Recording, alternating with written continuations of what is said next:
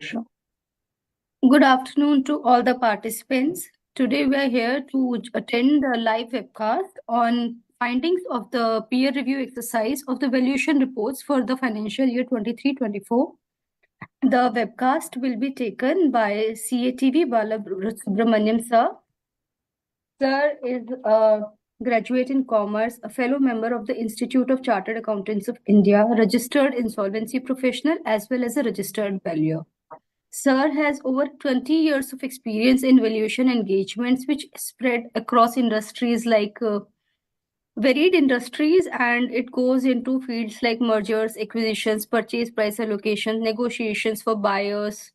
Sir is a specialist in business valuations, business processes and strategy consulting, forensic analysis and investigations. Sir has also been part of faculty for ICI's valuation forensic courses. With that, we give over the stage to CA Balasubramaniam. A very warm welcome to you, sir. Thank you. Thank you all for participating in this. Let me first share the screen and then we can take the discussions forward. Sure, sir.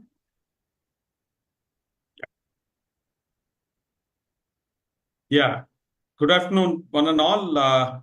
Today we are going to be discussing on the findings coming from peer review done in 23-24, right? So this is something interesting, and it also gives some insights as to what has been the progress which has happened over the last few years in valuation as seen from the ICARVO side. And also where as valuers we need to probably take some improvement measures. So without much ado, let me take you on to the specific findings and specific points which we need to take note of.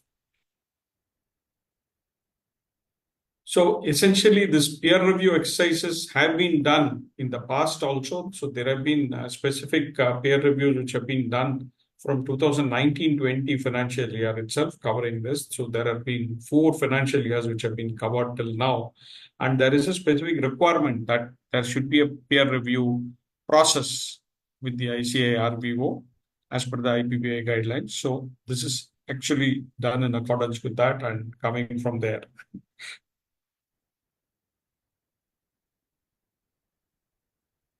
So in continuation of what we saw, 2021, 22, 23 year ends, and then now 24th year end, 5 years, 5th year's review has been covered in this. 168 reports have been covered in the peer review exercise.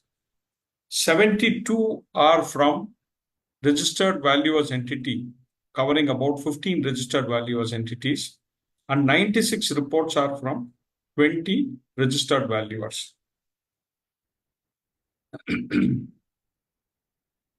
So in carrying out this peer review, what is the scope and coverage? So let's first understand that. So it's essentially to look at compliance with the provisions, right? Companies Act and the rules thereunder, the valuation standards which have been adhered to. As you know, ICA valuation standards are one option.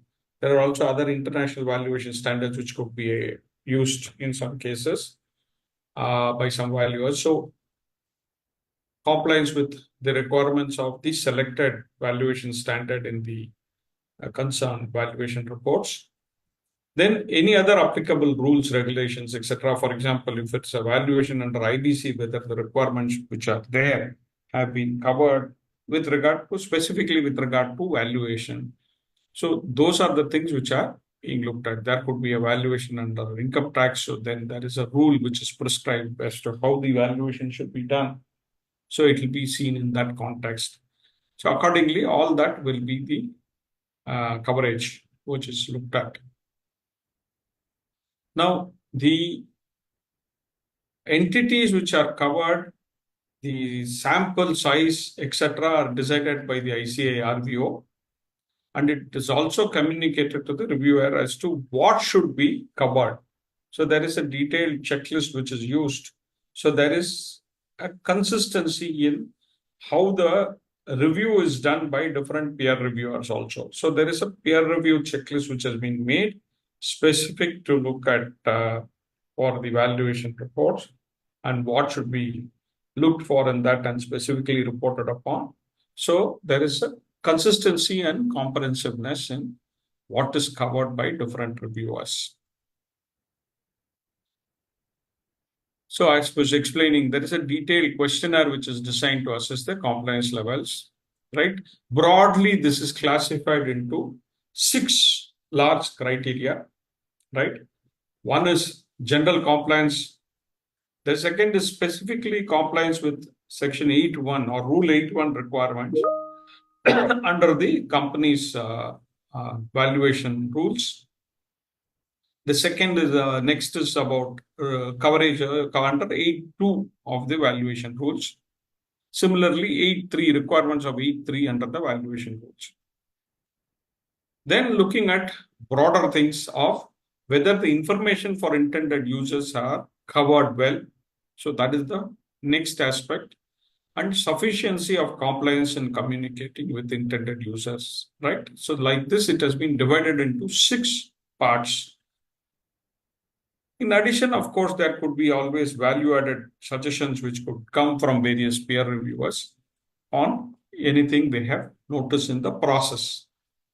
So this is how the peer review process is taken up based on specific areas which are identified and specific aspects which needs to be covered under each of these 6 broad criteria. So in this, there are different parties who are involved in this. So there are peer reviewers who do the review. So how is the process is happening and the interlinkages are happening? So first and foremost, to maintain confidentiality and ICA RVO coordinates this whole thing in a centralized manner. So no peer reviewer directly deals with the reviewee. Now, many of us being chartered accountants, we may be aware of the peer review process under the ICA guidelines for CAs.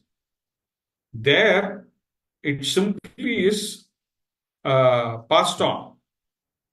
So there is a direct connect between the reviewer and the reviewee in all the CA reviews which are happening, audit peer reviews. However, in the valuation, very clearly everything is routed through the ICAI. The key informations are redacted before it is shared with the reviewer for him to review. So he's reviewing without any bias, which can come from the knowledge of who's the valuer, which is the entity which is being valued or the asset being valued. Was there any public domain discussions, etc., around that entity being valued? All that cannot come and create a bias by having redacted all this. So identity of valuer is redacted. The peer reviewer should be an experienced person in the relevant field. So there is a criteria by which peer reviewers are selected and a panel is maintained, and it is only within this peer reviewers the peer review allocation is being done. The reviewer also is not given access to, in the case of a peer review, the reviewer is not given access to any of the working papers. So he gets to see only the product. And then based on that product, he takes a view. And the reviewer is expected to be free of potential bias, right? And to enable all this only, there is also certain key things which are redacted so that peer reviewer is not even given such information which could create probably a bias. So there is a peer review panel which currently consists of about 15 RVs which were used for 23-24, which includes members of ICA RVO Advisory Committee, duly constituted within the ambit of ICA RVO peer review policy. And these RVs were given the task of conducting the peer review of selected 168 reports, which comes from some from RVEs and some from RVs, registered valuer entities and registered valuers. So broadly, what are the terms of reference for the reviewers? To give an opinion on the quality of the valuation report under review, basis the key aspects to be reviewed. The key aspects have been already defined. Like I said, there are so that 6 criteria under which it are aggregated and presented. And in that, to come up with an opinion on the quality of the valuation report which is being seen. It's also specifically to review the compliance with Rule 8, sub rules 1, 2, 3, all of them being specifically looked at, and also any other specific guidelines or rules or regulations which would apply to the given valuation engagement. The peer reviewer is not supposed to make an opinion on the conclusion of value, even if he presumes that in his opinion the value should be something else. That is not his outlook. That is not what he is supposed to report upon. He is supposed to only report upon the process of the valuation report being drafted and the quality of the valuation report, not getting into the conclusion of the value, which is purely left to the discretion of the valuer who has already given it. So it's not to question his valuation. It is more to question the process or give improvement suggestions to the quality of undertaking the valuation. They also expected to maintain confidentiality. Like I said, to enable confidentiality, a lot of critical things are redacted, but still there is some amount of information which will be there, like the WAC rates which have been used, that the discounts which have been applied, the premiums which have been applied, some projection numbers could be there in the financials which are presented for the purpose of valuation. All that which is there in the report is expected to maintain confidentiality. Then, whenever he gets a review engagement, is also to ensure that he is not reviewing something where there could be interest. For instance, there could be cases where there are 2 valuations required, like under IBC. If the peer reviewer happened to be one of the valuers and the other valuer's report is coming up for a peer review, he is supposed to revert back saying that there is a conflict and he should not do that. And the peer review has to submit his findings in a standard format which has been developed by ICA RBO, so that there is structure and system to the whole thing. The whole process is well structured and is able to be used for better understanding and better sharing of inputs.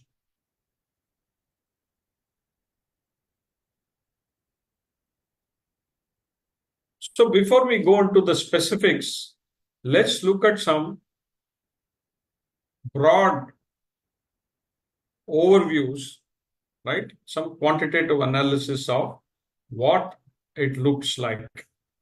So let's start from there, and then we can come down to other things. So like if you look at it, again, this 168 valuation report reviewed based on the 6 broad criteria which was put in. So general compliance, compliance with Rule 8.1, compliance with Rule 8.2, and then compliance with Rule 8.3, whether information for intended users is fairly and well presented, and whether there is a sufficiency in communication with intended users. So in this 6 criteria, the whole thing has been analyzed and presented.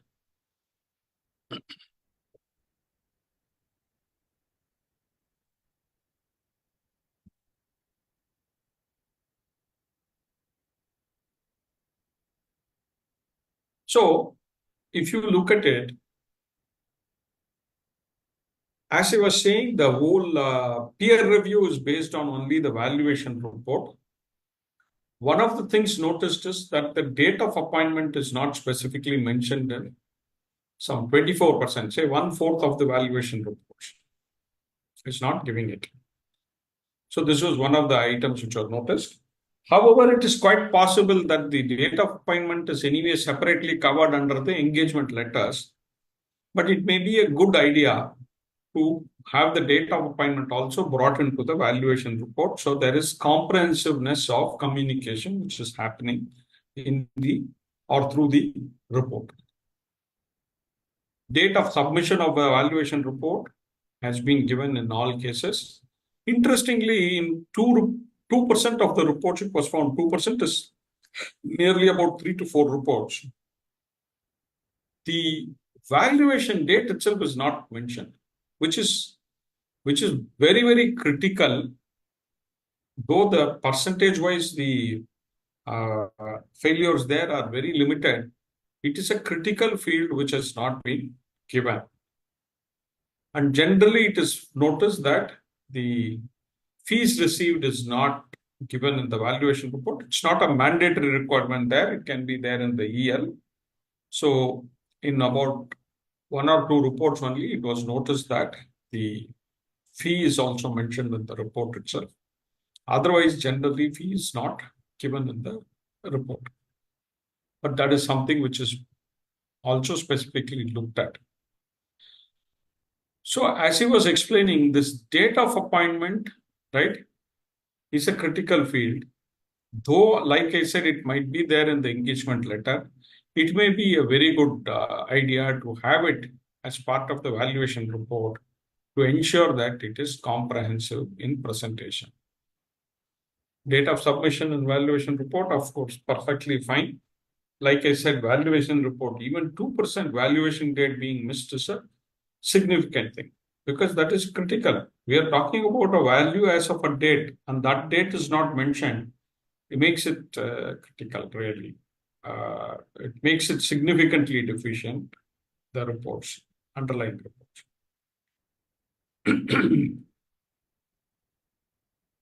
So largely on the general criterias, there is very good adherence. There is no major concern which is there. And this is a significant improvement over the periods also.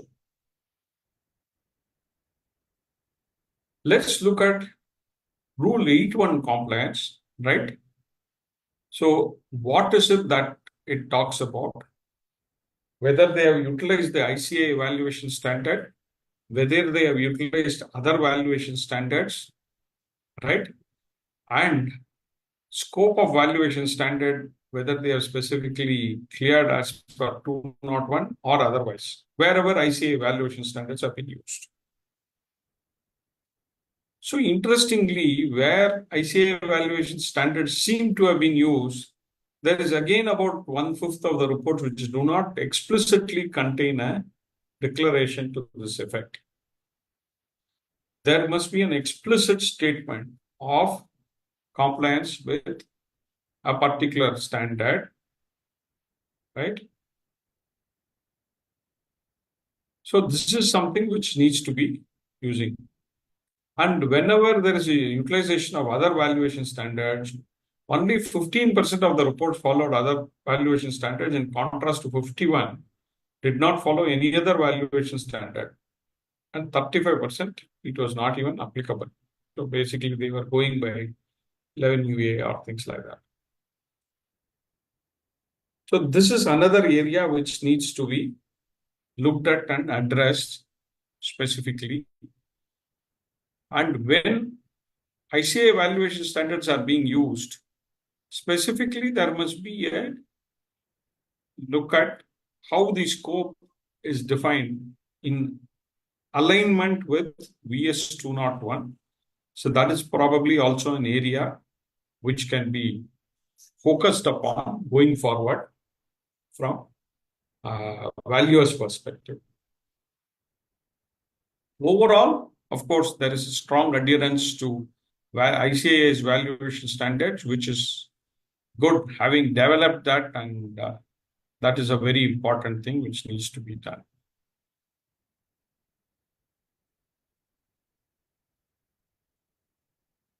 The next is compliance with Rule 8.2, right, where we are talking about compliances relating to use of other valuers reports or other valuers for certain specific area, right? So whenever there is another valuer engaged, then there should be specific disclosures relating to that in the valuation report. Now, this raises four different possibilities where we had used a P&M valuer, where we had used a LNB valuer for some assets, where we had used another SFA valuer for some assets. It's possible that though we are doing SFA valuation, we may have got another SFA to do some part of the assets. The fourth is where they were not used as a valuer directly, but more as an expert, right? So we use them as an expert in our utilization. So interestingly here, right, in a majority case, as you can see, right, there is no reliance placed on other valuers report,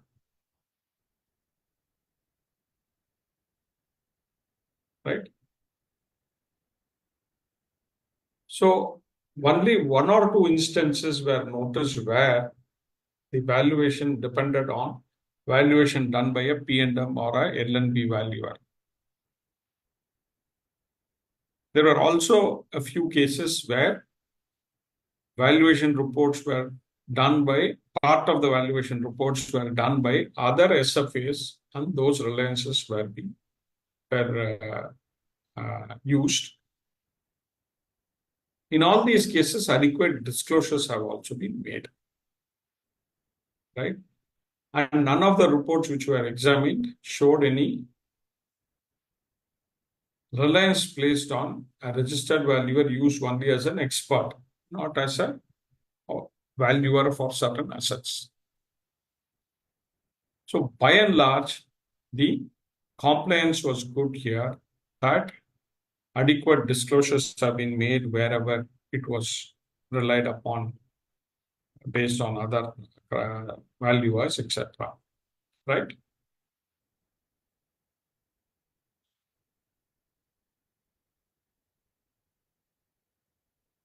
The next is about the criteria under Rule 8.3. This has large number of criteria which needs to be looked at. So in Rule 8.3, the various things which are expected is background information of the asset. As you can see, there is a significant amount of compliance in disclosing that. Purpose of valuation and the appointing authority has been there in all the cases which were covered by the review. Identity of the valuer and any other experts involved in the valuation.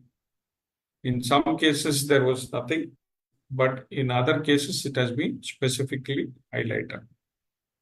Disclosure of valuer's interest or conflict, or a specific statement that there is a lack of such interest or conflict, was there in a significant percentage of cases.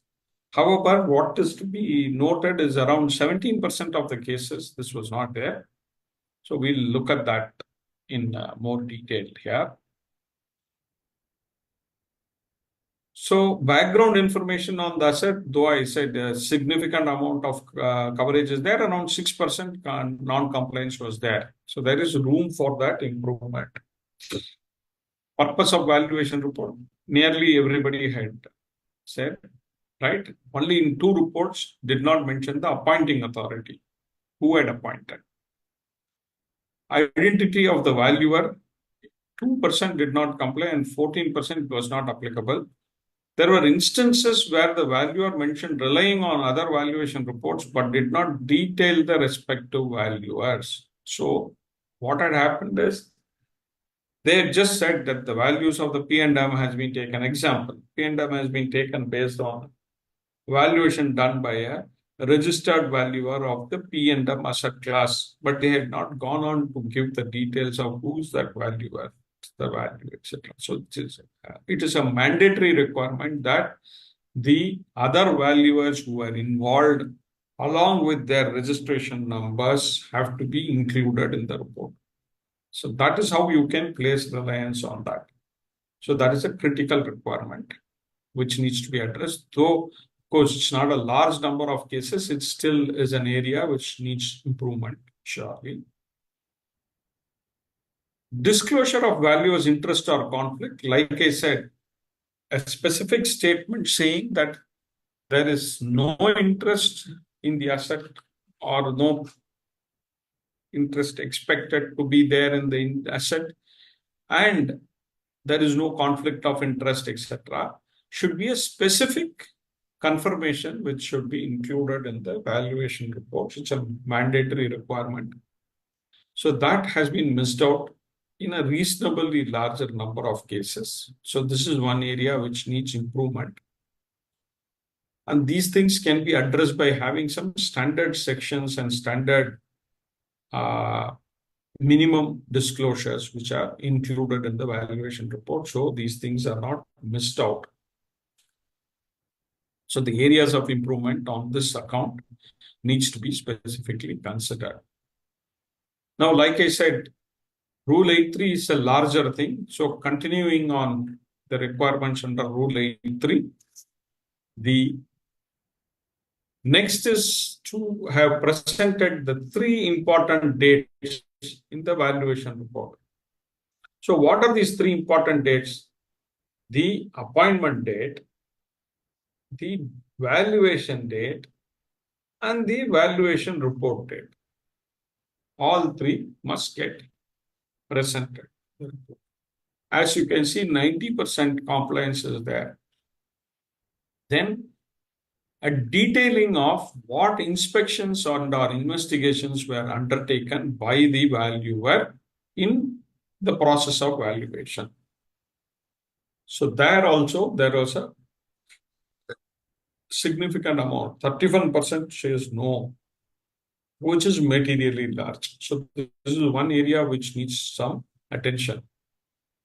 Then nature and sources of the information used or relied upon have been broadly covered in nearly all cases. Only 4% variation was there. And detailing out of the procedures adopted in carrying out the valuation standards, right? That also was missing in about 13%. 13% is again somewhere, it's not significantly large, but yes, there could be room for improvement there. So as I was saying, the major area of concern is with regard to the inspections or investigations undertaken, the analysis, right? What analysis was performed in the process of valuation? That is not there in about 30+%. Nearly every other third report did not have it. So, which is a material area for attention of all valuers to improve the process going forward.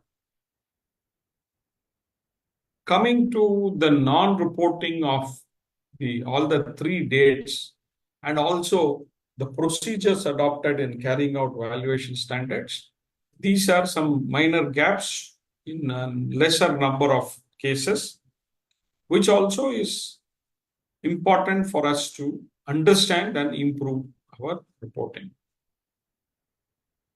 Inspections and investigations is at a serious level. A large number of reports not having it puts big question mark on the valuation process, whereas these two are not so materially large in terms of gaps. So these can also be addressed, however, by everyone. Again, many of these can be easily addressed by having some standard placeholders, standard structure to the report, standard requirements, which minimum requirements to be presented in the report, etc. So that is something which needs to be taken care of. So again, further continuing on this, class 8.3 is the most critical and large area of coverage which needs to be looked at. Right.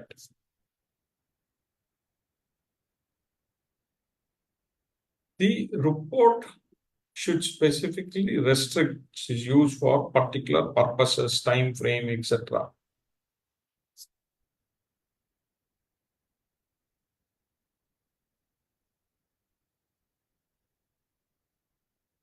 Right?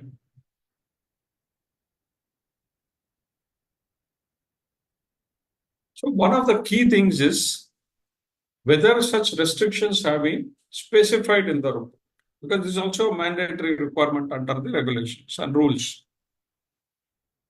So it was noticed again in about 13% of cases, it was not there. This is something which needs to be surely looked at. Then, what were the major factors that were taken into account during the evaluation? One-fourth of the reports do not talk about it. This again is something which is important, which needs to be addressed. Conclusion is missed out in only about 2% of the cases. Caveats, limitations, and disclaimers, to the extent it can be given, right?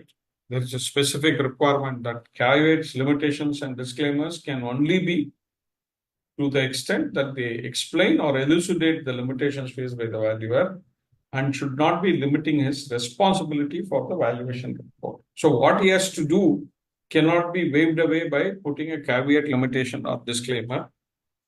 So it should be only to explain and elucidate the limitations under which the valuation exercise has been carried out or related issues to that. So that is missing in about 5% of the cases, which is an area which can be looked at. So again, reiterating on this, the restrictions on use of the report, though there is a fairly high level of compliance, 13% is substantial enough to look for some improvement thereon. The restrictions, in my personal view, should have two sides to it. One is the purpose for which the report can be used, and some time limits within which it should be used and beyond which it should not be used even for that purpose, because with time things could change. Should be specific description which is given. Again, here, like I said, in about 50% or 45%, say half the cases, it's not even applicable. In the other half, a half is missing. So nearly 50% of the cases where it is required, it is not being given. So this again is an area of concern which needs to be specifically addressed, right? So there is a significant room for improvement in respect of a few of these areas. One is special assumptions. Wherever in the valuation we are using some special assumptions, some exclusive or something unique, we need to make specific disclosures and maybe some rationale wherever required to explain and justify that. And wherever there is significant uncertainty, which is to be read with in the context of the valuation which is being presented. So these two, there is a significant amount of compliance which is required. The other areas where improvements can be there is in general disclosure of assumptions, the base of valuation, the premise of valuation, etc. So there is room to improve there also. Even with regard to the description of scope and the intended use, we should ideally achieve 100% compliance there, because that is the crux of the report. Now, you have not even stated why the report is being made and the report is being prepared. So it is important that these are addressed and taken care going forward.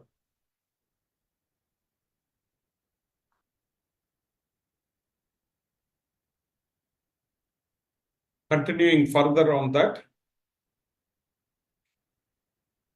whether limiting conditions that directly affect the valuation is being dealt with appropriately or not.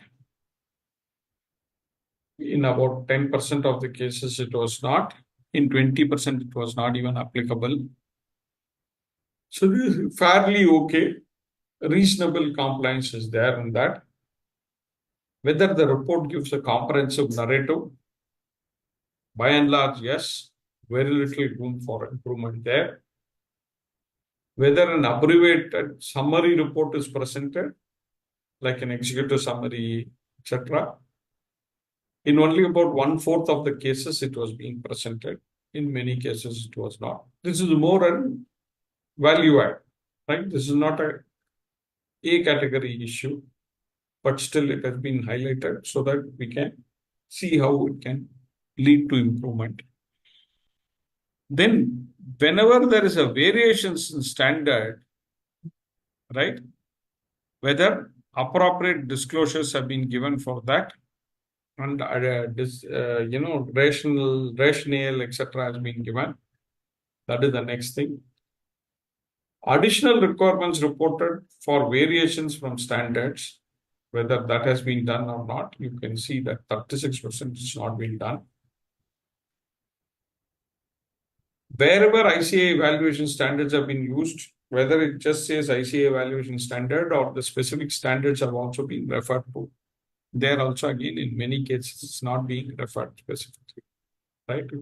Whether the valuation is done under the specific standards, that is not being brought out.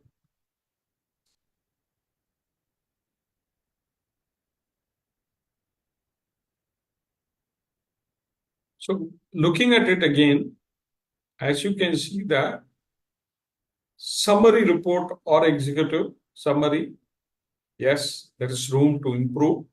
There is more which can be brought in there. Absolutely, that's one area which can be looked at, right?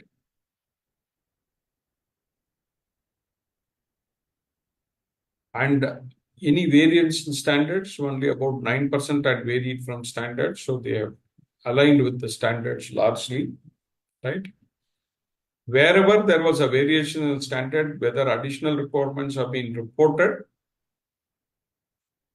largely did not require any reporting, right? But wherever reporting was required, as can be seen, in 36%, they have not reported, which is not a good sign. That is something which needs to be improved.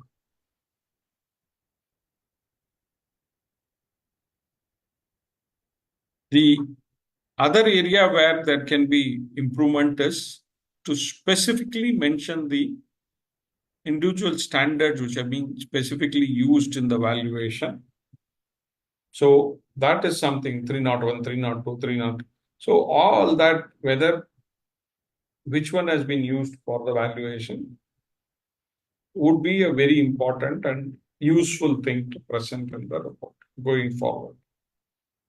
That's missing in many cases. So that's again one area where large number of reports have gaps which can be improved upon. The next is sufficiency of compliance in communicating with intended users. Whether the scope of valuation assignment has been communicated, the work performed, the conclusions reached, principal reasons for the conclusions reached, and adequate information to enable review of the report. So largely here we find that there is better compliance in the narratives which are given, and some small room for improvements are there surely, right? Like in having enough information for a reviewer to be able to review or anybody else to be able to review. Some improvements which are possible in terms of the principal reasons for the conclusions reached, etc. So uh, largely communications were decent and good in the report. So this is what the quantitative analysis is bringing about from the last 1 year's reports being peer reviewed.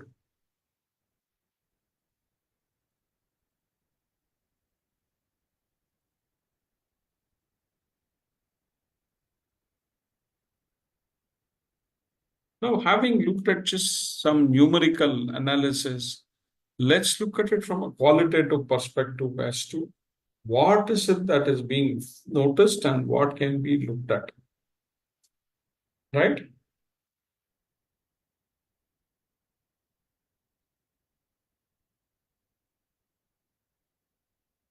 The first one is with regard to general findings, right? So date of appointment, like we mentioned earlier, in many cases it was not being put. So date of appointment, yes, if you go back to the EL, it will be there probably, but it is good idea to bring all this. So the valuation report, one of the structure you can bring in somewhere is to ensure that there are placeholders put for giving this information in totality, maybe in one place if required. The date of submission was there in all the cases. The valuation date, very interestingly, about 2% of the cases did not contain the valuation date. Now, how a value is presented without a particular date, because the whole concept of value is that it is a value as of a given date. Now, that date, if it is not mentioned, then where do we go from there is the question which comes up.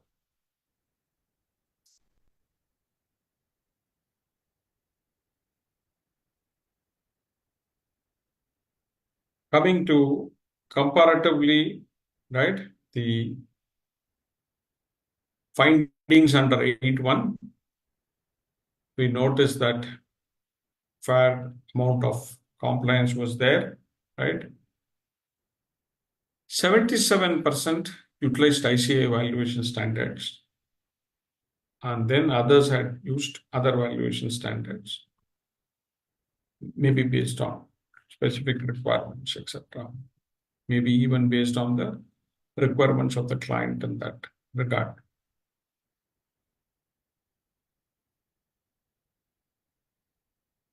So scope of work, 84% of the report contained scope as per VS 201. In 14%, the scope was not given as per the requirements of VS 201. Now, this is one area which can surely have some improvement brought in. So this is something which needs to be kept in mind from a qualitative perspective. Coming to the next rule, 8.2, right, where adequate disclosure is being made for the inputs obtained, right, especially when there are separate valuations done for certain classes of asset. So in this whole sample which was verified, there was only one instance of RV relying on the work of a P&W valuer. Similarly, there were two instances where the RV was relying on the work of L&B valuer, right? And around 3% of the reports had valuers relying on other SFA valuers reports. And in none of the 168 reports, there was a valuer engaged as an expert for a particular asset. So that was not there at all, right? So this shows that significantly there was not much to worry about on the use of other valuers. But like I was mentioning earlier, in some cases when the other valuers have been used, though the number of cases themselves are very few, right? The full details were not presented in the report. That is a key requirement which needs to be addressed. We need to take care of that going forward.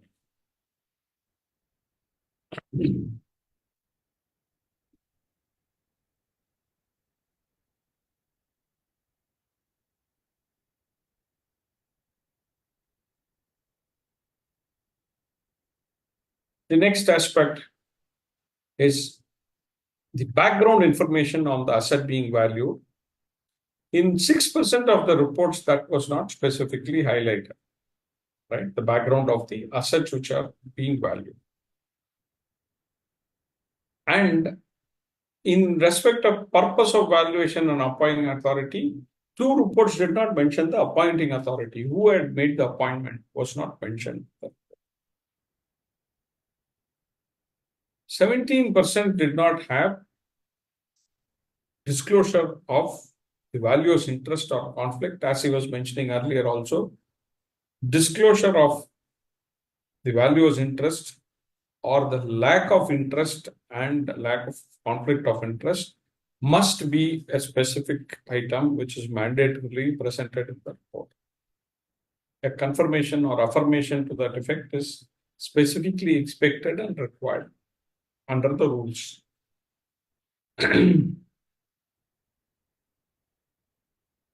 So, like I was mentioning in the earlier page, when we were talking about other valuers who are involved, right? So, in some cases, they had not mentioned the identity and details of the valuer who had undertaken such valuation, which has been relied upon. This is critical and important to be mentioned. There are minimum things which needs to be done. Identity of the valuer, whether he is a registered valuer and which class he is of a registered valuer, and what is the asset and the value which has been relied upon based on this report. So that the reader can also understand the criticality of that value to the overall value also. For instance, you are doing a business valuation for a company and the company had some surplus lands. Let's suppose you had valued the business at 500 crores and there is some surplus lands of 20 crores. Obviously, you can't value the surplus lands because it's a pure land and building or lands in this case. So you have to necessarily depend on a land and building valuer. And let's say you give all these details and in 520 crores, then the reader knows 20 crores is based on other valuers. And so is the LNB valuer, registered valuer, etc. Now, this is different than a case where your business value is 20 crores and surplus land is 500 crores. Now, they are more interested in the credibility of the LNB valuer's report than yours probably, right? And you are also relying on something which is substantially large, where you are not the expert. So you've just taken on that figure. So the whole reliability of the overall valuation is significantly higher on the basis of something else, which is not under your signature necessarily, right? So this is the critical thing. The parallel to this is what, when we have a group audit and things like that, how they are expecting 80% of the components to be audited, and now NFRA is saying it's the parent company's auditors will have to own up for much more responsibilities to ensure that when they are giving a report and somebody is going to rely on it, it has to be based on numbers which they can stand by, not based on another third party's report alone. So, of course, under the valuation, the rules are clear. You have to rely on the subject matter specialist. So, if it is a LNB, it has to be a registered valuer under LNB who's giving it. But the idea of indicating all those details and the values is the user can appropriately evaluate his comfort and reliability on those in addition to whatever he will draw from your report.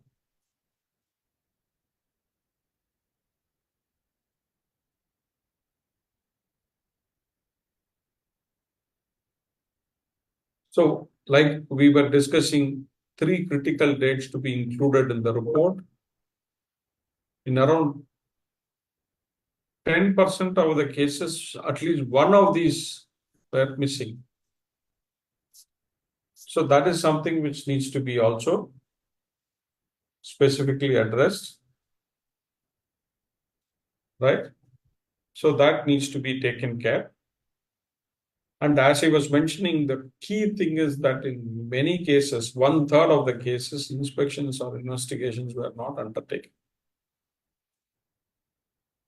Now, when you look at it as 31% out of 85% where it was applicable, 15% of the cases it was not even applicable, right?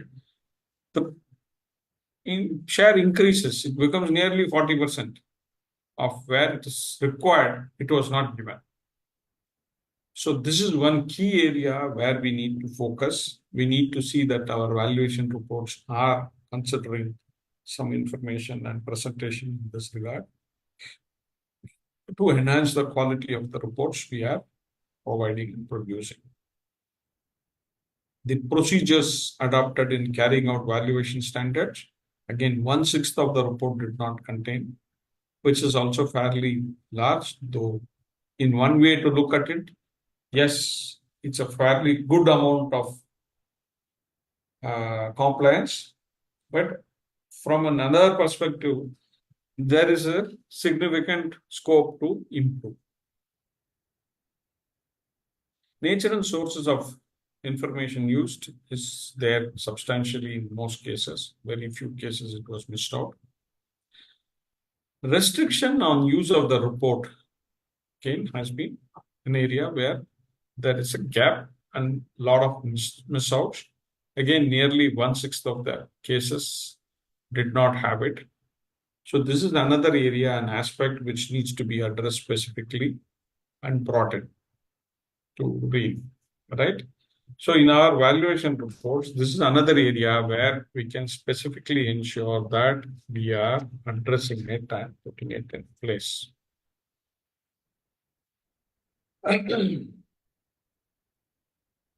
Major factors which are taken into account during the valuation, 1/4 of the reports did not have it.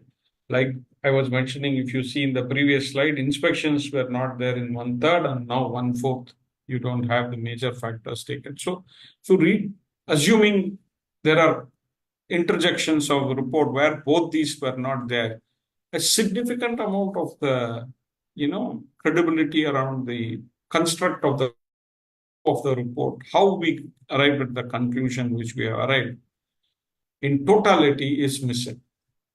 So this is something which needs to be clearly looked at. Caveats and limitations, there are slight improvements which are possible, right? That's something which can be looked at. Inclusion of information for intended users.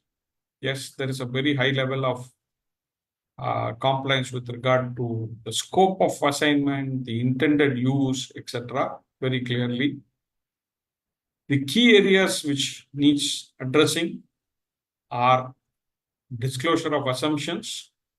When we are using assumptions, valuation assumptions, we need to first describe them, disclose them, and wherever it is relevant, give some rationale for that.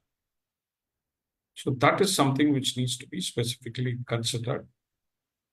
Then if you look at it, wherever there are special assumptions which are used in the valuation report, a significant amount of cases, it is not rationalized or given proper disclosures. So that is something which needs to be acted upon with more serious addressing. Then one of the key things which are required for a valuation report is to start with the scope, the intended use, then we go to the premise of value and basis of valuation. Now, basis and premise of valuation itself is missing in some 1/6, more than 1/6 of the cases, which is a fairly high non-compliance in my personal view. Though overall the percentages will look as though 83% compliance is there. 1/6 of something so critical is concerning. We are not even saying whether we are valued based on going concern or liquidation basis. Where are we giving the clarity in our reports? Maybe it is implied somewhere, but it needs to be explicitly stated. Maybe because we have used a DC evaluation, one could take an assumption that it is done on a going concern basis, etc. But the fact is that we need to bring these out explicitly in the report. That is something which we need to consider. And wherever significant uncertainty is there, which can have an impact on the valuation. In many cases, it was noticed that there is no disclosure. So this again is an area which needs to be addressed and taken care of.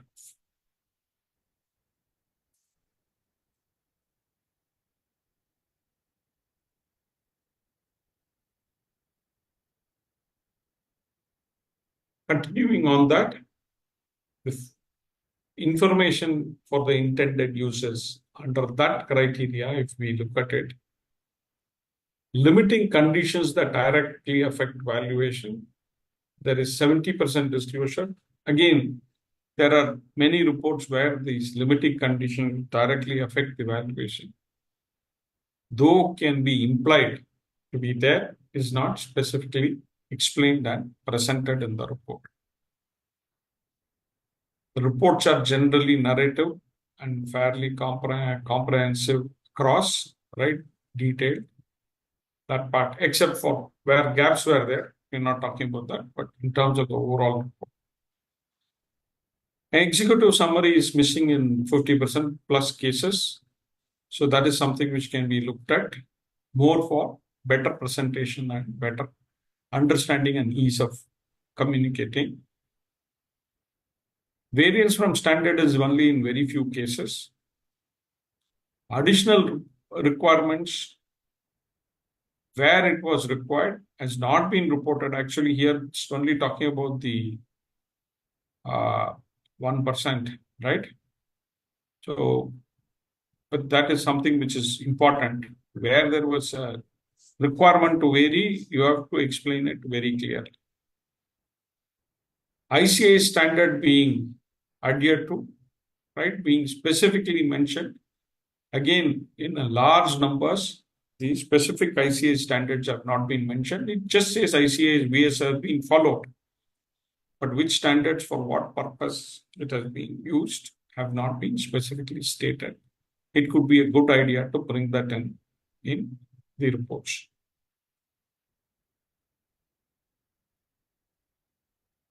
Sufficiency of compliance in communicating. Now, it's not only enough to prepare the report and etc., but to ensure that it is communicated well, right? Only 6% of the reports were marked as insufficiently communicating. By and large, very good compliance. Work performed also seemed to show by and large good performance. Conclusions reached also seem to give a good performance. Enough information within the report to enable a review of the report, right? There is improvement which are possible because only around 86% gives that kind of adequacy of information.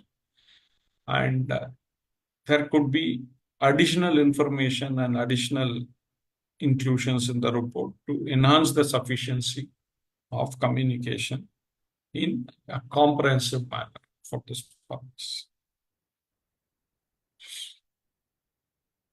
So looking at specific observations, some of the specific observations in one of the reports, discrepancies identified regarding the appointment date mentioned in clause 5 of the report titled Appointing Authority. The report states the appointment date as 10th May 2023, while the report itself is signed on 6th May 2023.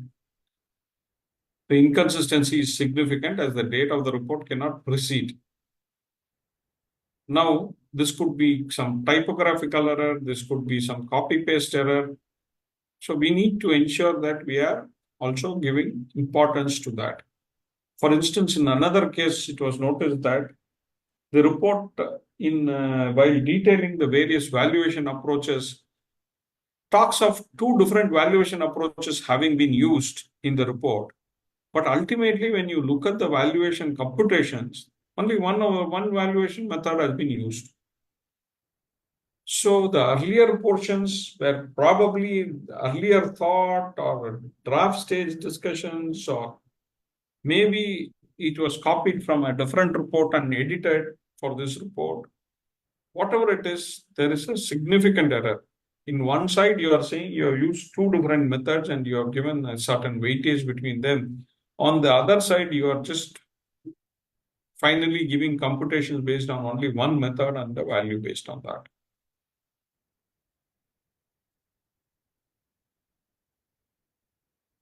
In another report, while calculating FME, the valuer mentioned that PP has been taken at market value, but how it has been taken at market value, whether there was a P&M valuer was involved, what is his report, who's the identifying party there, what are the annexures to that, nothing is there.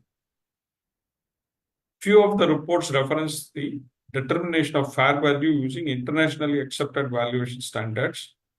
However, they fail to specify which valuation standards. Now, the law says you should do it under an internationally accepted valuation standard. Now, which internationally accepted valuation standards have you used has to be specified. It cannot be left open, right? So that is something which has been missed out in some cases. So you can't keep it very generic. You have to specifically state what are you using. In one of the reports, while calculating the cost of equity, the valuer has not provided any basis for arriving at the company-specific risk premium, right? So that is again a challenge.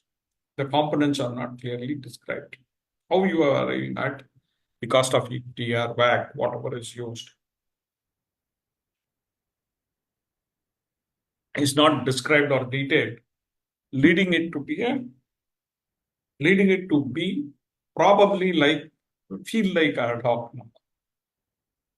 It may not be, but feels like that. Disclosure of RV's identity in the report. In one of the reports, the cover page of the valuation report states that it's prepared by another professional without having any reference to the registered valuer. It does not reference the registered valuer's registration number issued by ICAI RVO and IBBI. Furthermore, the report is signed by the valuer in a different professional capacity than an RV. The signature also omits the RV registration number issued by ICAI RVO and IBBI. Now, very clearly, it says that the report has to be issued with the name of the registered valuer with all his identity and his numbers, registration numbers being given. So this is something which is missed in this. In another report, the valuer has been appointed to determine the fair value of equity shares of the investee company on 31/3/23, as well as its enterprise value as on the same date. However, despite providing calculations to ascertain these values, the report states the fair value and enterprise value as of 31/3/22 on both the cover page and within the report. This appears to be a typo error, but one doesn't know what exactly went on, right? So such critical things, you can't have major errors coming into it.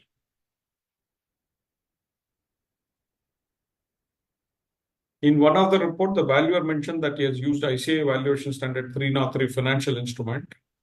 While looking at the nature of the valuation, he should have mentioned ICAI 3 valuation standard 301 business valuation also. So he has quoted the wrong standard, but he has used something else. In one of the reports, after 100% growth in sales, these things could be because of, sometimes earlier report for some other client being taken and then modified. Today, we are all having soft copies. So this is another thing we have to be very careful. So there has to be a second check which is done for improving the overall quality of the output. In one of the reports, after 100% growth in sales in the last year of explicit period, there is a sudden drop in growth rate to 3%. This extensive fall in growth rate is neither explained nor justified in the report. So, wide variations and changes with no explanations. In the assumption section of one report, the valuer states, we confirm the accuracy of financials of the company provided to us. It is assumed that these statements are true and correct. So here you can see that they are contradictory. It should say we do not confirm the accuracy probably, right? but you are ending up giving a contradictory statement. So a certain amount of attention to detail is required for drafting. In another report, the valuer has used a discount for COVID-19 pandemic for a valuation date of 31/12/2022, far away from the COVID times. Theoretically, it is possible that there could be some impact in that particular company or industry, etc. But in such case, that should have been also part of his highlighted fact that why it is relevant. There should have been a rationale why the COVID-19 discount is relevant in December 2022 also when he did this valuation, right? In the annexures, the valuer has used DLOM. Usually, DLOM is not used for book value method. It would have been better if the valuer had given a rationale behind using DLOM. So this is another thing. They have taken the book values to represent the fair values, and then they have given further discount on that. Yet another case, the valuer has mentioned in the report that he is required to determine the fair value of the equity shares as defined in valuation standards, right? But it appears that the fair value calculated as per 11 UA. Now, when you are preparing for income tax 11 UA, there is a specific rule, and that rule says how you should compute. And if you are computing fair value based on that, that fair value is not what is defined under the valuation standard. So your description, disclosure, everything will have to be aligned to appropriately put it in perspective and give it. So that had been missed out in this case. Further, in the same report, the valuer has stated that the ICA valuation standards have been followed. However, it appears that the book value of unquoted investments have been used as fair market value, which does not comply with the ICA valuation standard. So now, see, many a times we can consider when there is an asset-wise valuation which is being done for a company for some reason, it is possible that maybe, the trade receivables in the normal course is considered as the book values as being the fair value. The inventory value being considered as the book value being the fair value, reflective of the fair value. So that you can take them either as the market approach, as the fair values which can be seen in the market, or as replacement cost, considering these as the fair values of such assets. However, the same cannot be applied. The book value cannot be taken for PPE, land and buildings, and investments. Now, in the building PPE, necessarily there has to be some application of mind to arrive at how the fair value is to be, fair market value, especially to be determined, which may be significantly different from the book values. Now, this is something which has not even been considered in this case. They've missed it. They've taken the book value and taken it. In that context, I just wanted to also add something which probably is covered or not covered. Technically, under the ICA valuation standards, net asset value, right? NAV method. When we say NAV method, we presume book values to be the NAV. Book values as it is being taken as NAV is by itself not a method which is prescribed in the standards anywhere. So where and how are we actually taking book values and doing it? Let's assume for a moment there is no land and building or no material plant and machinery, right? So it's only the presumption you are making is that the carrying values are reasonably indicative of their fair values or their replacement costs. So you are using a cost approach saying that these are the replacement costs. My debtors is carried at X crores. That is reasonable of the replacement cost of the debtors. And my inventory is of Y crores, and that is reasonable to consider as the replacement cost of the inventory of the same nature, right? So that is how you are taking it. So when you are using something like that, you have to, when you come to at least these two, three items, like land and building, fairly substantial plant and machinery, investments, you need to necessarily replace with the fair value determined for those items based on some other method, and you cannot go by book values alone, right? Even for plant and machinery, where it is not material, maybe it is possible, but for land and building, significant plant and machinery or investments, no way. So this is something we need to keep in mind and address it. Thought I could also share at this point as a thought.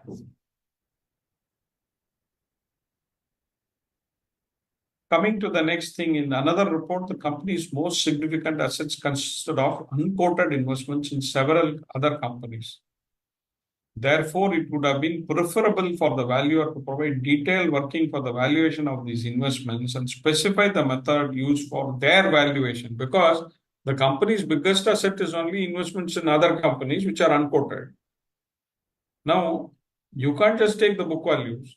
You need to necessarily go value those individual investee companies, then determine this thing, and you should explain what is the method you have used for valuing those companies, etc. So that has been completely missed. Nothing has been given in that regard.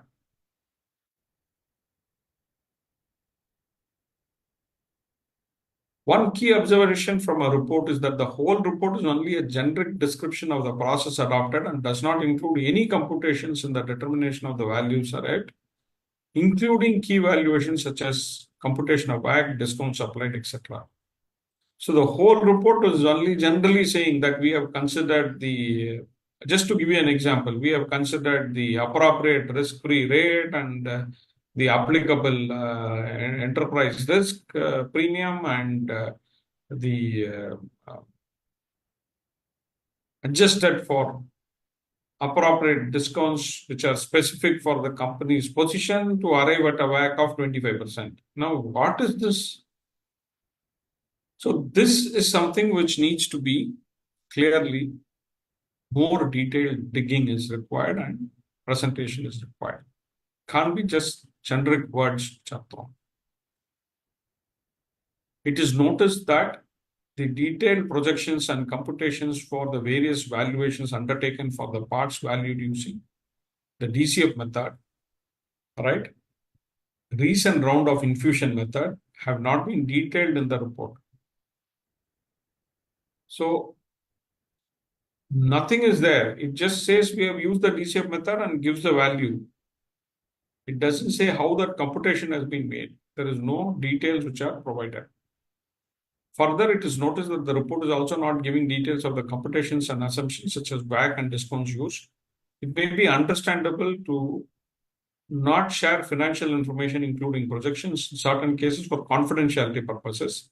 However, the key valuation assumptions used and their computations must be disclosed. Now, there are times when, for example, if it is being, valuation is being done for the purpose of some merger, demerger, etc. For confidentiality, you don't want the future projections to be put out, etc. So obviously, those are not included in the report which is shared, but kept as workings in the file of the valuer. However, at least all the key valuation assumptions used, their rationale, their computation should get disclosed. Cannot be that nothing is disclosed in the report. It's only generic English and final number.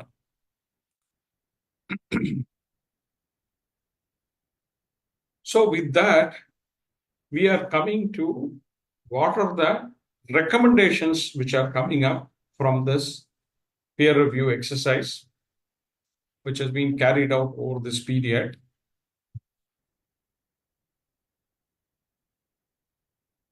One second. So the peer review exercise recommendations which are coming from there are essentially One, you mention specifically the valuation standard used in the report, right? Wherever possible, you also further give details of which valuation standards have been used under that.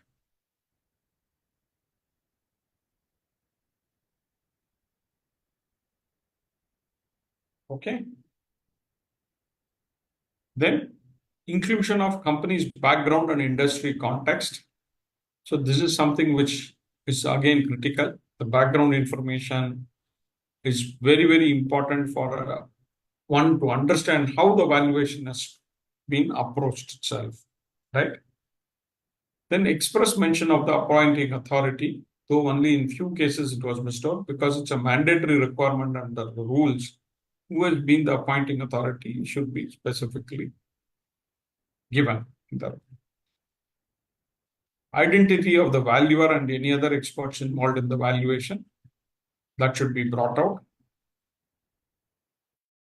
Any conflict of interest or lack of such conflict of interest should be specifically stated.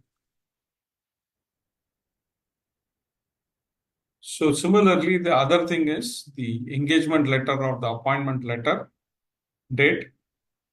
So that date being given is also to be mandatorily, ensured, because it's again a regulatory requirement, because the rule specifically asks for these to be included.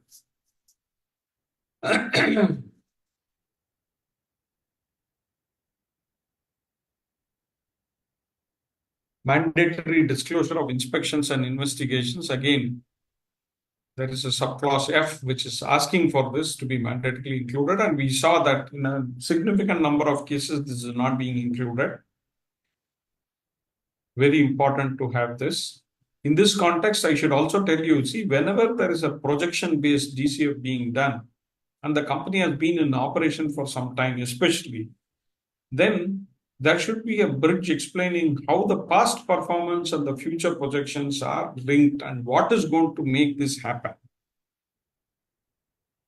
So this itself is missing in some cases. They don't present any numbers there. They just give one projections and say this is what has been done.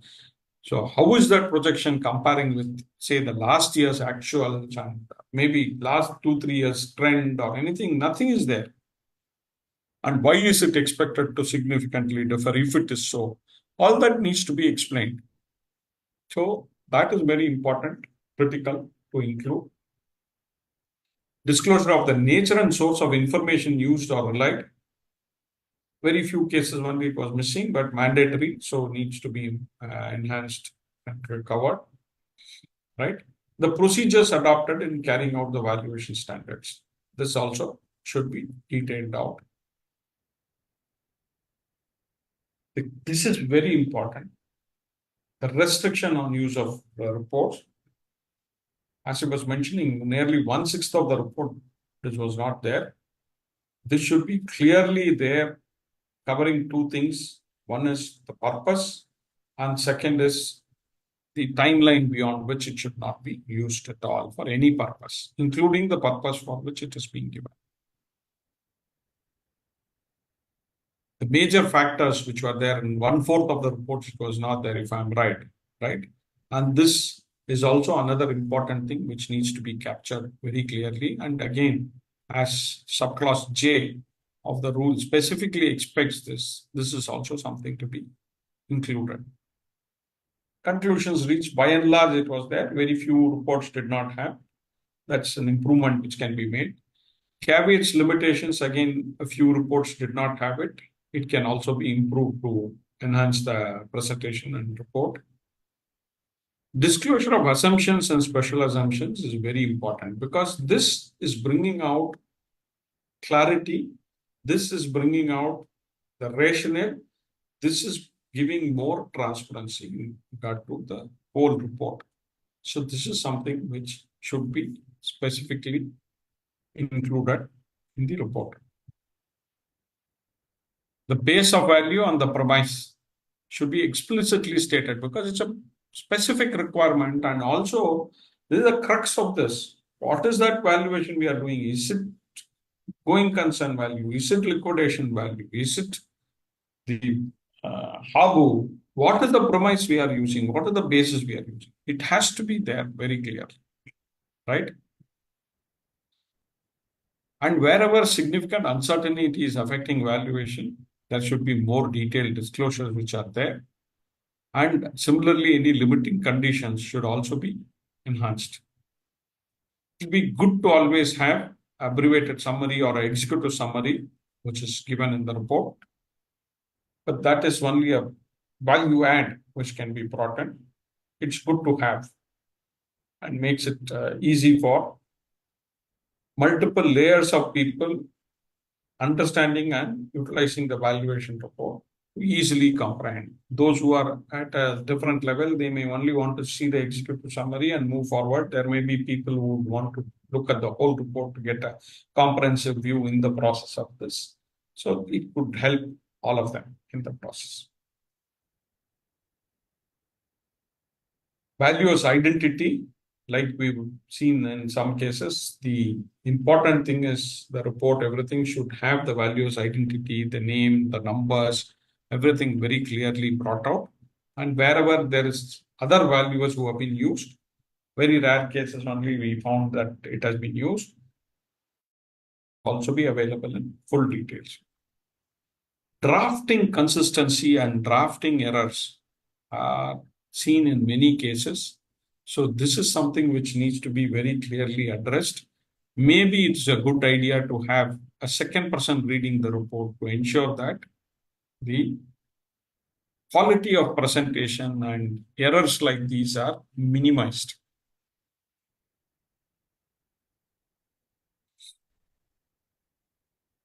Explicit mention of applicable statutory provisions, especially when it is being done for a different purpose. For example, when you're using a 11 UA evaluation or you're using evaluation under IBC or doing evaluation under a SEBI REIT regulations, etc. So you specifically bring those regulations and what it expects.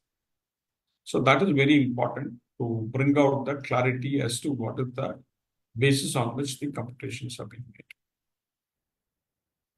And wherever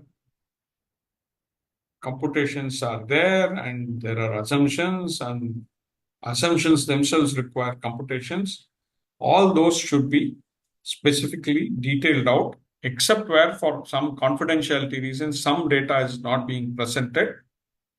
Along with this, what is being detailed out, that should be also rational.